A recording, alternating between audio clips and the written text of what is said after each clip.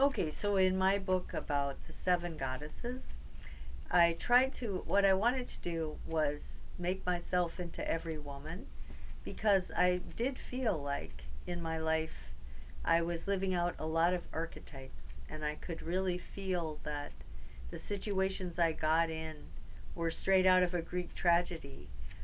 People were living out of their unconscious, they were following patterns without being aware of it, and they were patriarchal, and it was making it very difficult as a woman to function in the society, to flourish.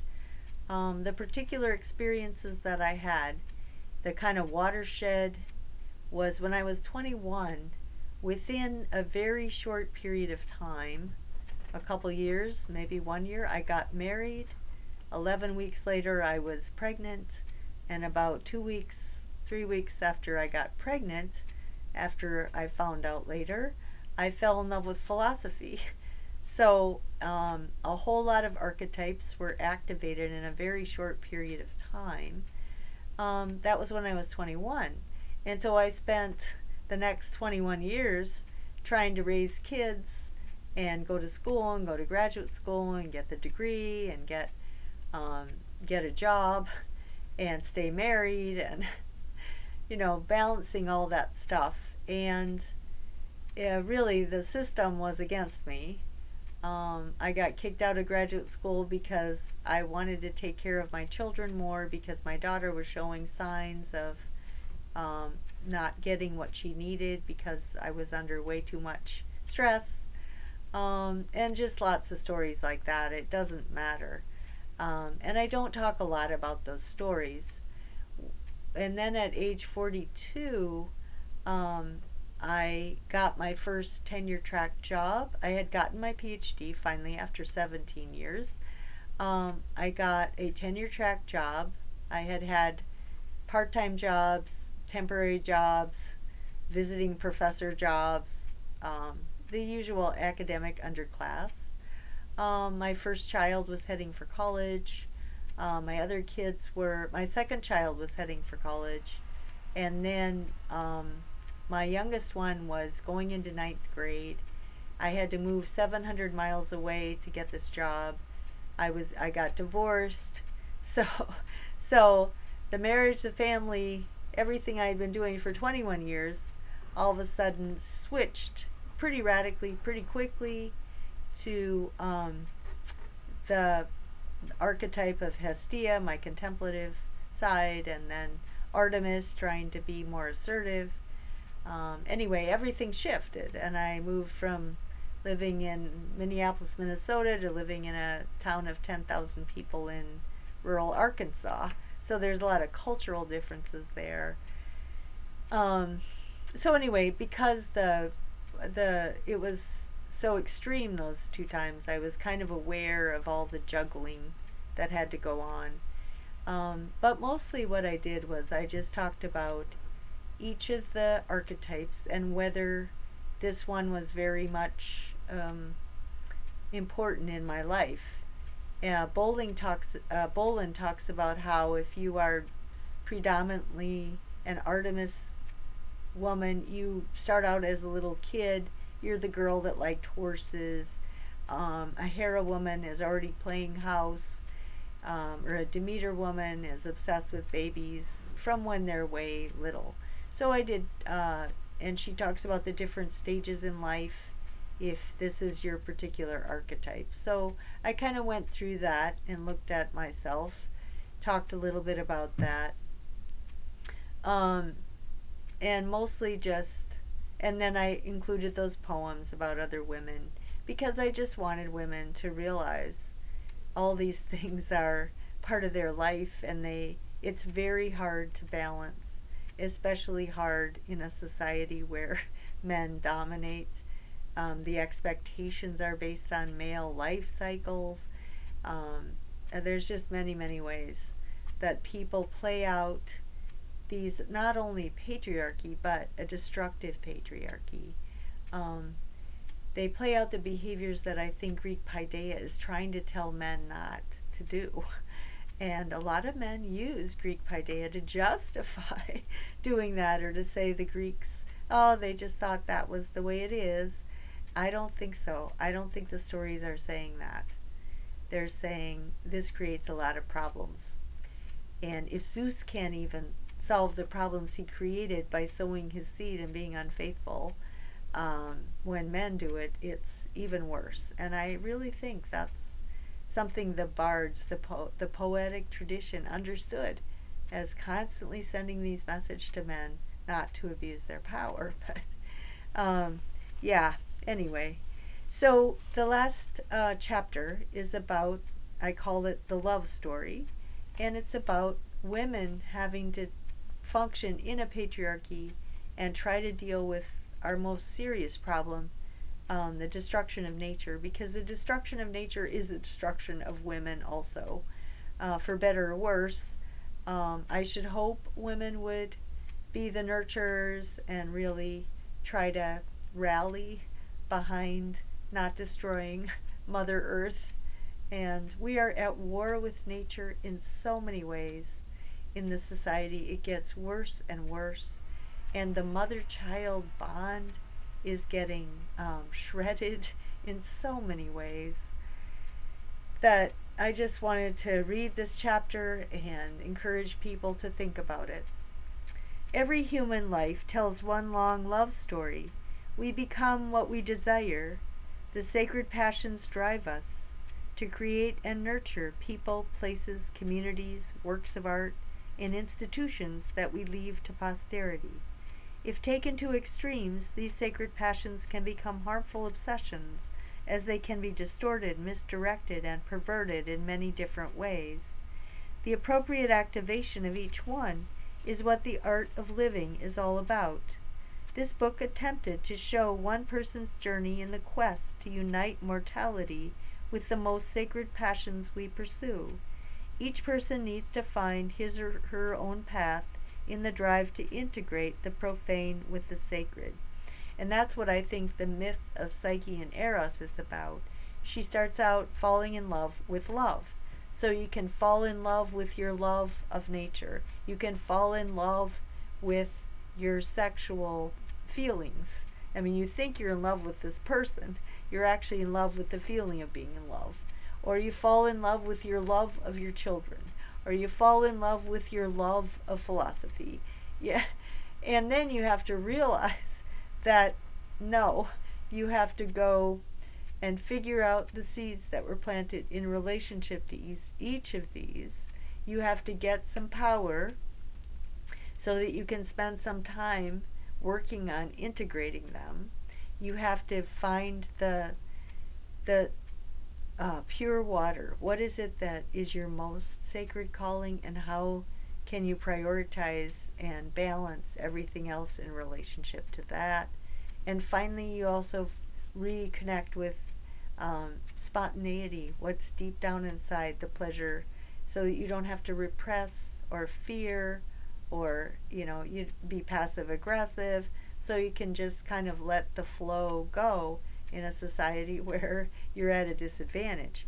So I talked about how I went through all those 4 phases in relationship to each of those 7 goddesses and came up with some kind of integrity, although some days it's better than others. At the end of her book, Bolin says, competition, conflicts, and alliance among the goddesses occur within a woman's psyche, as they once did on Mount Olympus. Which one does a woman heed? Which one does she ignore? Of course, no blanket answer exists. Bolin compares the ongoing dialogue between all the goddesses to a committee meeting. A woman with a strong ego chairs that meeting and listens to all the competing voices. Quote, when a time of transition comes, if the ego is in charge of an orderly, reflective, conscious process, then the woman considers priorities, loyalties, values, and reality factors. She does not force resolution of conflicting choices. Resolution comes after the issues have become clear. And that's what I say about Eros and Psyche. You're not in love with love anymore. You've figured out how to ground it in your life, how to link heaven and earth. just like that pure spring, that pure water, the river you have to draw from, it flows from heaven to earth and back to earth again in a circle. In my own imagination, the woman running the meeting is the goddess Sophia, the Greek word for wisdom. Every goddess must recognize Sophia and in turn be recognized by her. And in Aristotle, Sophia is the union of nous and logos. She's kind of the epitome. You can not only have nous, practical and theoretical, you can also explain it through a logos. Okay. Perhaps Psyche's union with Eros transformed her into Sophia. Different from the other goddesses, Sophia was formed by her mortal life and by the challenges she underwent as the result of the love between her and Eros. Eros loves her for her mortality, with all its shortcomings, not in spite of them. To my mind, Sophia's agenda is to unite the goddesses in a common pursuit of integrating nature and culture. The gods and the patriarchy they create have used Apollonian reasoning to structure a culture at war with Mother Earth, the original great goddess, the source of all life. Keeping these men gods in charge will inevitably lead to failure. Unless women's natural powers of birth and nurturing reassert themselves, the world's ecosystems will fail, and with them the life we know. If we survive and even thrive, it will be because we've harnessed the Apollonian powers of reason and science to the goal of constructing an international culture that operates within certain natural limits. The ancient Greeks were very aware of this problem. They theorized that the human mind is a natural power which evolved in response to the ordered universe where it originated. The natural purpose of the mind is to understand the universe and to learn how to live within natural limits. To the Greeks, even during the Hellenic era, the greatest evil was the failure to recognize our place in the universe, the overstepping of the bounds. And that was where Hesiod said, violence or hubris is the problem. Be careful, don't commit hubris. The most powerful cause of this overstepping is pleonexia, the desire for more than one's share of limited goods. This would be greed, and Hesiod was warned against that also. A society whose citizens are driven by such greed is a society filled with spiritual tyrants. Such people reject any sacred passions and fail to create sacred contexts and communities within which citizens exercise their natural destiny to live for the sake of something greater than themselves. They overpower and kill whatever prevents them from amassing material things, wealth and power. Collectively, human beings must make the transition to achieve sustainable development where the sanctity of all life is honored. In my mind, Sophia speaks to each of the goddesses, telling them what they need to do to preserve life. Sophia asks each goddess to re-examine her effect on mortals. When a mortal woman falls in love with any of them, she will be inspired by her goddess to behave in ways which promote life. However, each goddess also has the power to cause destructive behavior in women. In her wisdom, Sophia acknowledges the value of each goddess and charges her not to overstep her boundaries, which would drive mortals mad. The goddesses know that they have all eternity to be whatever they desire. They need not cope with the realities and limitations of mortals. Sophia reminds the goddesses that mortals must create a culture which will not destroy the natural world. Their limitations on energy and time require them to collaborate. The goals they achieve together will lead to a better future for their children and grandchildren. To Hera, Sophia says, I respect your great virtue which links sexuality with a lifelong commitment to one person. A mortal who is possessed by you receives the blessing which such a commitment brings. Her knowledge that her children will be raised in an economically and emotionally stable home is based on this virtue. It also gives her the opportunity for volunteer work and the promotion of a high quality of life in her community.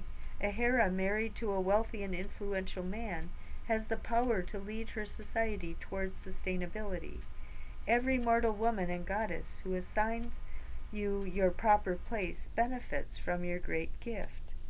Sophia also warns, Hera, please convince your husband that this philanthropy should focus on organizations dedicated to a sustainable society.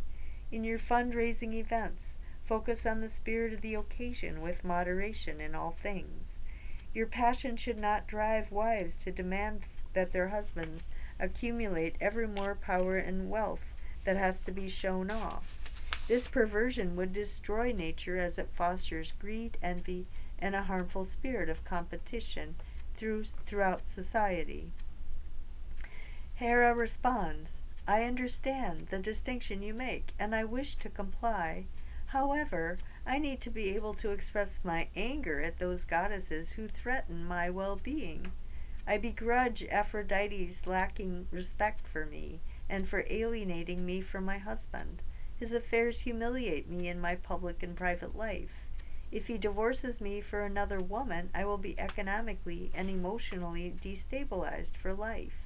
I resent the way Athena ignores me, calling me naive politically, inexperienced, and husband-centered when she speaks with him. Artemis dismisses men as a whole, which irks me. After all, men can do great things with their power and money. Demeter's criticism of my desire for a public life beyond the domestic sphere angers me, as does Hestia's suggestion that I focus inward rather than on my role of the perfect wife. All goddesses need to recognize that mine is a perfectly sacred life. My sacred passion is undermined by them when they misbehave and use men to further their own corrupted goals. Their lack of respect causes me to panic. As Persephone takes over my soul, I feel like a victim regardless of my position in the community and my important sacred activities with which I fulfill my sacred mission. Sophia responds, Women, take note. Hera speaks the truth. All your passions will earn greater respect if you work together. Do not lure men away from their life partners. So now you get the picture that the women often work against each other or blame each other when, the men are the ones that have the power. Okay, Demeter. To Demeter, Sophia says, Certainly you deserve a place of honor among the goddesses for creating a fertile earth which provides food for mortals. As you recognize the vulnerability of infants, you plant the seed of nurturing that every mother needs to raise a child to adulthood. Without you, humanity would soon perish. But Sophia warns, your obsession with children can prevent you from allowing them to transition into adulthood. When children are overprotected, they never become fully functioning human beings. Do not allow mothers to fawn over their own infants at the exclusion of others, or let them use undue resources at the expense of the natural world and the well-being of others. The earth provides fertility for all life. Do not let humans exploit you in their quest for your bounty to serve their children only. Demeter responds, Your points are well taken, Sophia, but I need the support of my fellow goddesses rather than feeling threatened by them. I'm angry at Aphrodite for shooting her arrows into a god or man, causing him to rape women. Pregnancies from such unholy alliances create gods and children who grow up in vulnerable and dysfunctional settings. They in turn become dysfunctional adults and pass on those wounds to their offspring. Hera should not neglect her children in order to follow her passion for public identity. The children's needs come first, followed by a healthy balance. My complaint against Athena centers on her fixation on power, with little thought spared for the vulnerability of children and women. Artemis should not convince children to be more aggressive than necessary. I resent Hestia when she urges me to be more reflective and systematic about my nurturing activities. She fails to appreciate that it is not in my nature to be so ponderous. My task is to help children transition from childhood to adulthood, and it angers me when the other goddesses compete for their souls. Those children must find um, a way to integrate each goddess's offering into their lives. No goddess should compete for dominance, leaving a child confused and conflicted. I myself suffer whenever I feel criticized by the other goddesses, and I panic. Persephone takes over and either paralyzes me or drives me to destroy their pseudo culture if I view it as a threat to children. This is my sacred passion, and I won't tolerate any interference. Sophia responds, take note, Demeter's concerns are valid. Children need her as their champion. There's no cause for jealousy nor distraction from her end. Stand back for the first few years until you can begin a conversation about the degree of dependence and independence suitable for each child at any given stage. The issue will evolve constantly, requiring all of you goddesses to keep up the dialogue. To Artemis, Sophia says, within their culture, humans look to you to keep them focused on their tasks. Without you, they would never have the energy to survive, to raise children, and to pursue all other sacred passions. You provide courage to a mortal faced with dangers, physical or psychological. When children and mothers are wounded, you come to their aid. Without you, the injured would not recover. You also provide humans with a perspective from outside their culture, to imbue them with the love of the outdoors, or the feeling of the connection between their animal nature within and the natural world without. This empathy with the sanctity of nature makes humans passionately protective of it when culture threatens to undermine and destroy it. You can inspire women to build sustainable communities. When people's sacred natural spaces are violated by a reckless pseudo-civilization, you will spearhead the movement to halt destruction. However, Sophia warns, your aggression can escalate to the point where it turns against the vulnerable who do not behave as you think they ought. You can be impatient with women who have different priorities and fail to recognize the relationships between people as a vital part of human life, a sacred passion. Relationships are nurtured through listening, patience, and goodwill. Communities are not the result of altruistic institutions and those who run them, along with dedicated volunteers. Most people do not live for causes, but for people. If your cause is not centered around helping others, your organizations will not be respected and will not survive. Your energies will not attain their proper place in human life. Artemis responds, I hear you, Sophia, and I cannot disagree. Do remember, however, that the reunion of nature and culture is a deeply felt cause of mine and yours as well. Hera's lack of support frustrates me, all the more so as her husband's jobs involve the destruction of nature. In their lack of humility, neither she nor her husband can admit that some things are beyond their control. Hera's husband should redirect his efforts toward making his company sustainable, both in its use of resources needed for the products and in their manufacture. I grow frustrated with Demeter, whom I try to protect, along with her children, yet she allows them to violate my sacred groves. They litter and are deaf to the sounds of the birds and the wind in the trees. Demeter's excessive love for her children leaves her blind to all the damage they inflict on her earth. I object to Aphrodite's suggestion that women should become obsessed with their bodies. Under her influence, women desecrate nature by supporting the cosmetics industry. Precious natural and cultural resources are squandered on breast implants, liposuction, facelifts, tummy tucks, nose jobs, makeup, hair products, and so forth. She does not understand that the most beautiful woman's body is not artificially painted and pampered, but healthy, running and hunting in the woods. I'm bothered by Athena's obsession with politics, with little thought of human exploitation of natural resources. In the long run, this exploitation will undermine international politics more than any of the peace treaties she can get people to negotiate. Even though her father's patriarchy depends upon the destruction of natural resources, she defends it. Hestia's urging that I should be more reflective and less aggressive upsets me.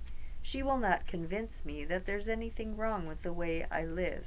In fact, I wish she would be less passive and work for good causes from her home. Meanwhile, Persephone resents my creating more victims, as she calls it, when I hurt others, even women, in my rage. Sophia responds, hard as this may be to admit, mortal beings have to be assertive and even aggressive if they're going to persevere. None of the sacred passions will be truly safe without a soul which vigorously promotes it or protects it from outside interference. To Athena, Sophia says, as our great strategist, it behooves you to create and implement plans for the development of sustainable societies. Criticize the patriarchs for their victimization of women in every dimension of life and convince them to change. Their perverse behavior results in perverse societies. Corrupt institutions based on the exploitation of nature and the oppression of women foster a culture which breeds corrupt citizens who, in turn, corrupt their children from one generation to the next. You alone, Athena, can rouse powerful men. This is your great contribution to the female side of culture. But, Sophia warns, we worry, Athena, when you side with the men, sometimes at the expense of women. We know you keep focus on working with men on the public arena, and we applaud you for ensuring that their wars and public policies are the best and most just that circumstances will allow. However, you can seem oblivious to women as you ignore the needs of mothers and children and turn a blind eye to the harm men do in their private lives. We appreciate the difficulty of monitoring men who are so aggressive and so in love with power. Do not forget our fellow goddesses. Athena responds, I know it appears this way. In order to be effective, however, the men and I have to concentrate on the task at hand. In order to keep civilization alive, women and their concerns must sometimes come second. When nations are at war, for instance, survival is the main objective. I must convince them that diplomacy is the better choice. Fewer wars will lead to less destruction of the earth. More importantly, learning how to resolve disputes peacefully will afford the human race the time and resources to collaborate on saving the earth. Artemis tires me when she urges me to take a more aggressive and critical stance toward men. That approach would be counterproductive and diplomacy would suffer. I wish Aphrodite did not shoot her arrows into men's hearts, all too often leading to war. When Paris gave the golden apple to her, and she in turn gave Helen to Paris, she knew the Achaeans would wage war against the Trojans. Early in the conflict, Aphrodite inspired Agamemnon to abduct Achilles' concubine. Achilles' ensuing refusal to fight led to 10 more years of war. Aphrodite hampers me in the performance of my sacred task, to promote collaboration among men. Hestia's call for me to be more reflective is proving tedious. I exercise my passion in action, not in reflection. Hera also makes my life more difficult. Under her influence, mortal women obsess about saving their husbands from death, even when the best strategy requires them to face danger. We must not allow obsessive wives to control military strategy. To my dismay, Demeter harps on the vulnerability of children to the extent of neglecting the interests of adults. Agamemnon's sacrifice of his daughter Iphigenia for military reasons was tragic and troubled me. Mind you, that was Artemis' demand, not mine. Demeter induced Iphigenia's mother, Clytemnestra, to avenge her murdered daughter by killing Agamemnon upon his return home from the war. That act set in motion a disastrous series of events.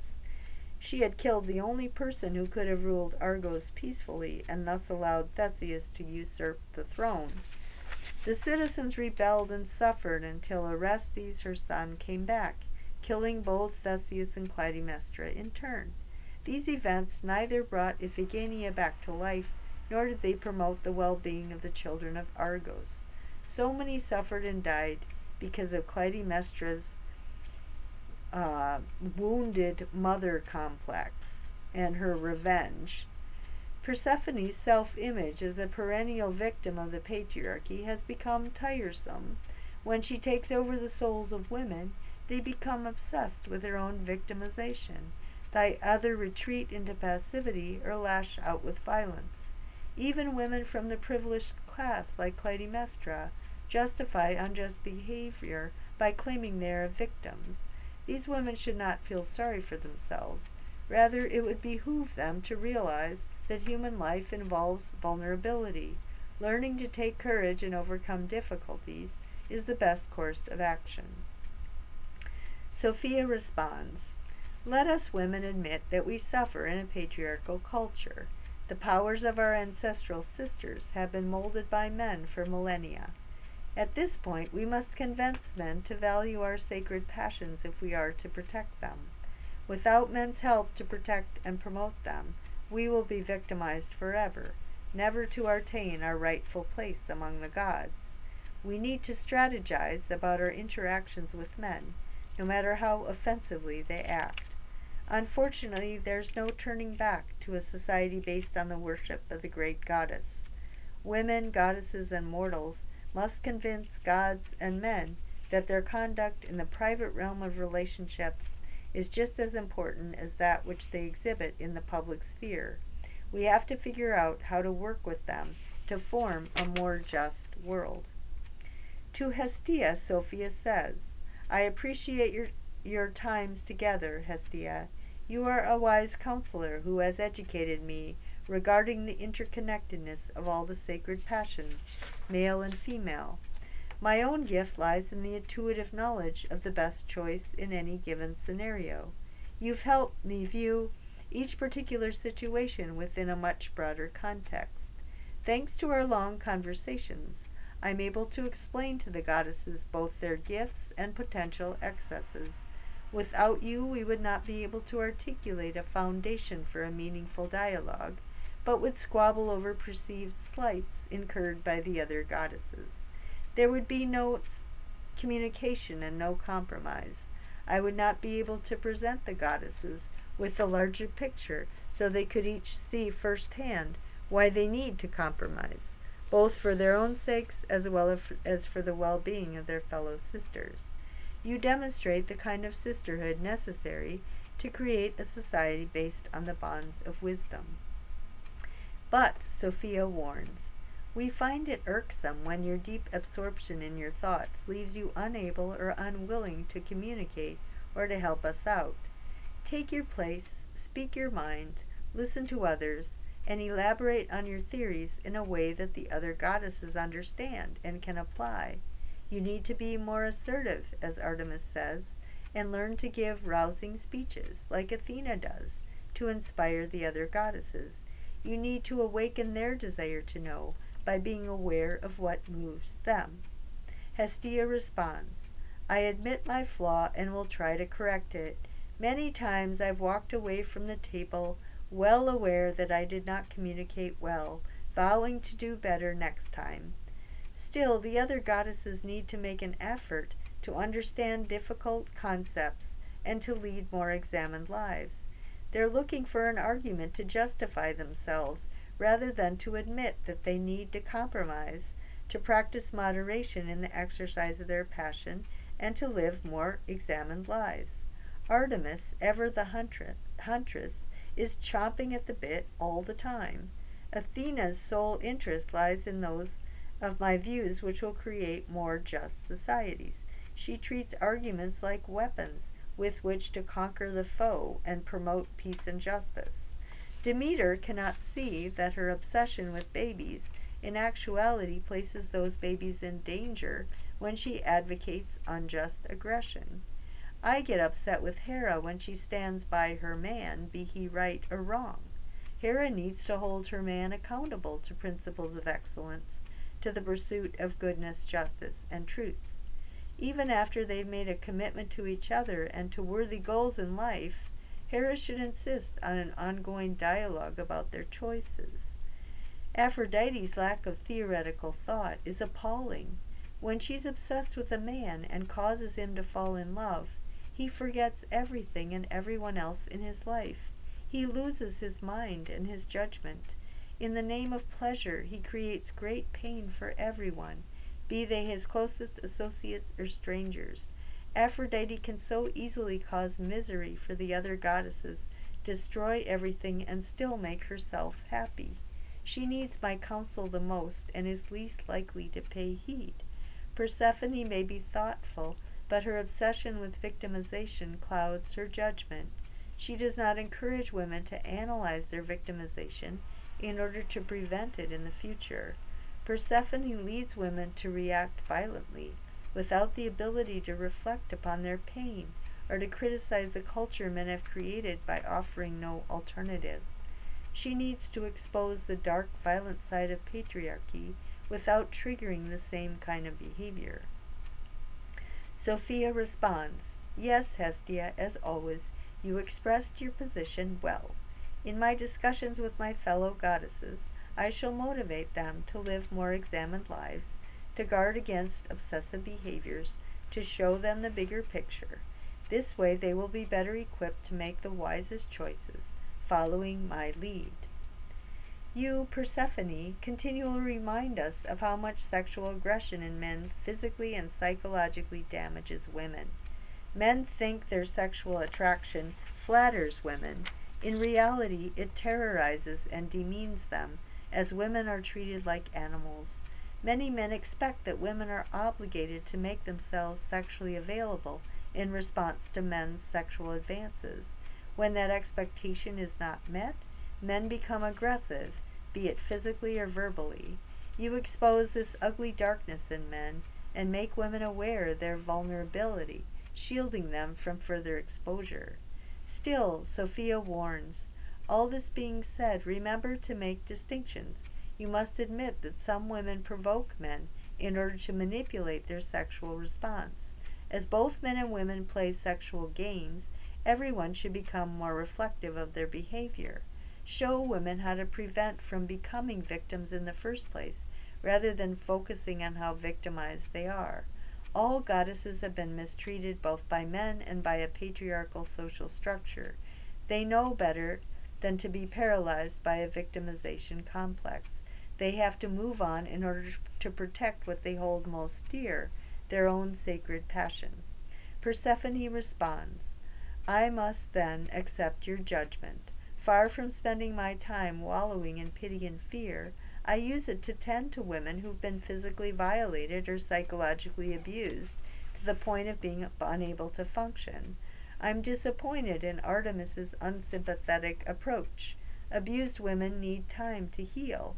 Without it, they will lack the strength to re-enter the world safe from predators. Athena fails to acknowledge the severity of the victimization which prevents women from judicious conduct. She might become aware of men's destructiveness when they leave her in the war rooms and return home to satisfy their other drives. I'm angry at Aphrodite for glamorizing rape and denying the violence caused by men's sexual passion.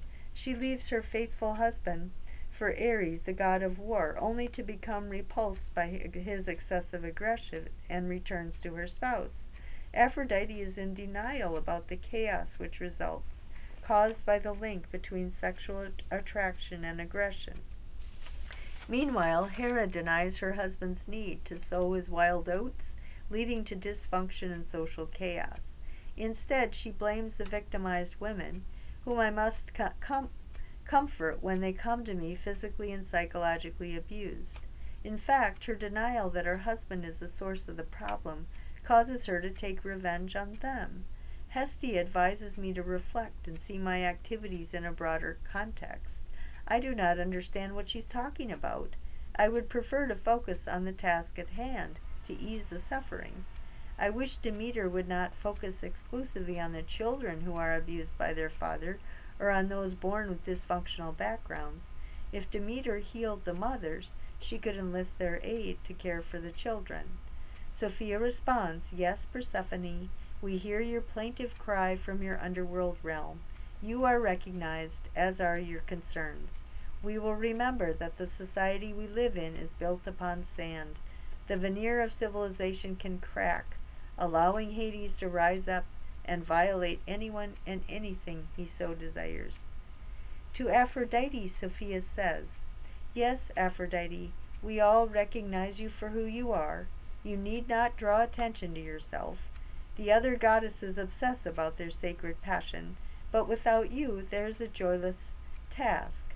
People should appreciate the beauty of colors, shapes, smells, taste, touch, sound, design. Let them love their bodies as well as their projects and relationships. Let them laugh rather than take themselves and their purposes so seriously. Without love, life is not worth living, and sacred passions are not worth their pursuing. With love, each sacred passion is activated with grace and style, and people are inspired to achieve more in their lives than they otherwise would. The goddesses need you. Without you, they're incomplete."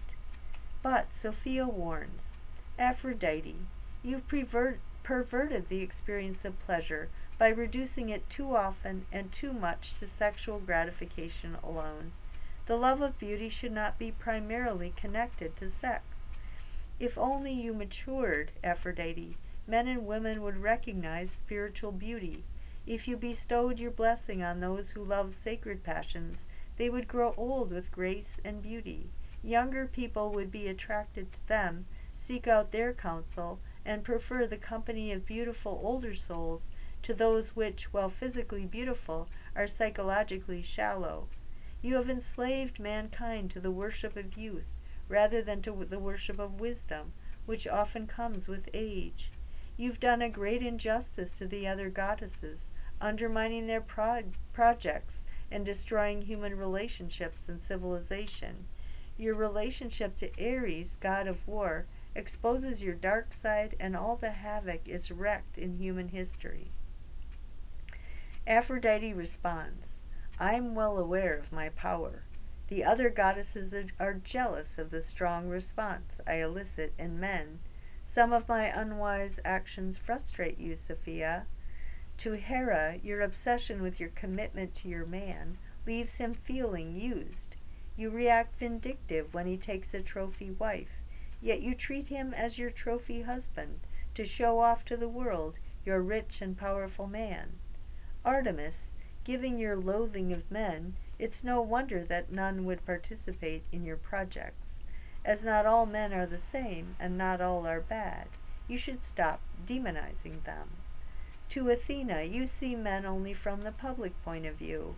However, men are not just public figures who have no interest beyond their pursuit of power and justice. You do not allow them to pursue those personal goals or to cultivate meaningful emotional relationships with women. These men then become emotionally enfeebled and more likely to reduce their marriages to sexual relationships rather than complex multi-dimensional bonds, which would take too much time away from their public lives. Having no such interest yourself, you're unconcerned about this issue. If men and women cultivated sensuality, they would not value power so highly, resulting in fewer wars.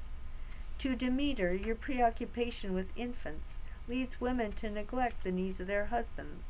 Husbands and fathers then cannot establish meaningful, hence pleasurable relationships with their wives, and tend to seek sexual pleasure elsewhere. To Persephone, I know that women can be victimized by sexual violence, but how am I to blame? I drive men to fall in love with women, igniting pleasure. Violence, the opposite of pleasure, is their choice, and repulses men when exhibited by Ares. To Hestia, you avoid pleasure by hiding in a world of concepts. Without any joy in your intellectual life, you inspire no one. Your ideas will not be planted into others' souls to grow and carry over into the next generation. Why pay attention to someone whose world means nothing to me? I understand the control I have over much of human history. You need to enjoy what you love and approach those tasks which you could not accomplish with a sense of humor. Forgive, forget, do not take yourself so seriously, and revel in the great ecstasy of being alive. Sophia responds to Aphrodite. It was your inability to limit pleasure along sexual and sensual lines which led your son Eros to break away from you and fall in love with Psyche. Initially, he loved her for her youth and physical beauty. When she discovered his true identity, he returned to you. At that time, he shared your belief about love, that human beings equate it with the euphoria they experience when they fall in love with another, the rush of sexual ecstasy, the feeling of sensuality. Eros thought that it elevated people above the cares of the mortal world and drove human beings more than anything else. When Psyche was mourning the loss of Eros, you administered 4 tasks, expecting her to fail. You charged her with sorting the seeds of her past and finding a place for herself in the mortal world, tasks which would be required of no goddess. You had her drink the water from the river Styx, so that she might find a human endeavor on which to focus and to pass on as a positive legacy, a creative activity. Goddesses do not live in time, hence do not create history. They do not worry about what to leave behind for posterity, because their passions exist eternally. They do not compromise the way humans need to in order to survive and thrive. You then sent her to the underworld to retrieve the beauty ointment, without which she would not feel pleasure in the midst of the complexities and compromises of human life. She had to adjust from the pleasure she felt with Eros in paradise on earth, free from mortal cares, to that of loving Eros within the context of human life. From the heavens, Eros observed Psyche undergo her trials for his sake to get him back. His love for her grew, even though she was no longer the innocent, young, and physically beautiful being he had fallen in love with. She was evolving into a mature mortal woman. Eros loved her for her commitment to accomplish the work necessary for their reunion. She wanted to love again in the knowledge that her love would have a different foundation. Now in control, she was taking the steps necessary to unite the great ecstasy of Eros with a human life well lived. Eros was no longer satisfied with the blind love of an innocent young girl. He now loved a woman who knew him and who lived a complete human life. Having reunited, they received a place in the heavens. The gods and goddesses recognized the sacred value of an Eros who loves a mature woman for the sacred tasks she performs. When men experience Eros in this way, they are not attracted to physically beautiful and innocent young girls. This behavior in turn inspires women in the many other sacred passions. You, Aphrodite, were stunned when Eros left you and never understood his reason. If you'd been wiser and had known how to compromise, you would not have been replaced. You received, and he went to Psyche, you received your just reward. Aphrodite responds, say whatever you like, Sophia. As soon as a child enters puberty, I overtake them. Men still create societies which invest enormous resources on making women's bodies attractive to men. Few mortal men are willing to wait to love a woman until she knows herself. Few men will be passionate about a woman who's dedicated to compromised learning and the constant pursuit of women. Most people will choose the easy path, the quick pleasure of sexual attraction. Sophia responds, the love of wisdom is a long and difficult road. Your son demonstrates greater insight than you. Fortunately, mortals have written down the story of Psyche and Eros, and have passed it from one generation to the next. They apply its meaning to their own particular circumstances, and inspire each other with its images. Mortals make choices that have consequences, which affect everyone they know for a long time. You've turned yourself into an obstacle, Aphrodite, while your son Eros has become a mature adult, setting the example you should have set.